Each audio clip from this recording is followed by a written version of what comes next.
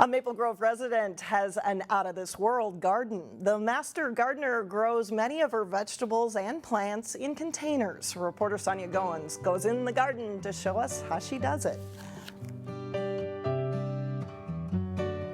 I grew up in a small town in southern Minnesota called New Ulm, and everybody gardened. Master gardener Betty Lentz has lived in her Maple Grove home for 13 years. This was just a flat lot, just a typical suburban Maple Grove backyard.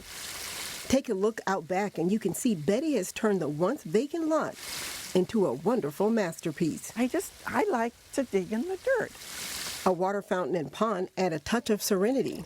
It is kind of fun. A variety of eye-popping perennials and vegetables can be found too. Here are 2 containers. Betty says container gardening is her thing. This is a little muskmelon. She even puts cucumbers in a pot. I really like to do cucumbers this way. The veggie is known to take over your garden. And they don't go all over usually if I keep on them. The corner garden is a mixture of container and in-ground vegetables. I had my first crop of lettuce there, and so now the squash are coming this way. Peppers, tomatoes, and herbs are grown in containers. You're going to have less weeds because you still maybe get a few. She says you'll need at least 8 hours of sunlight if you're growing vegetables in containers. The thing is you can move them around to a certain extent.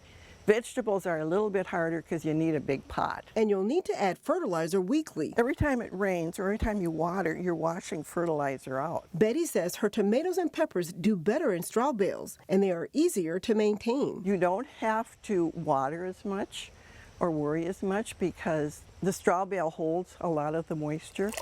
The master gardener spends about 3 to 4 hours in her garden each day. It's a labor of love. Every year it's new life. In Maple Grove, Sonia Goins, 12 News. Beautiful.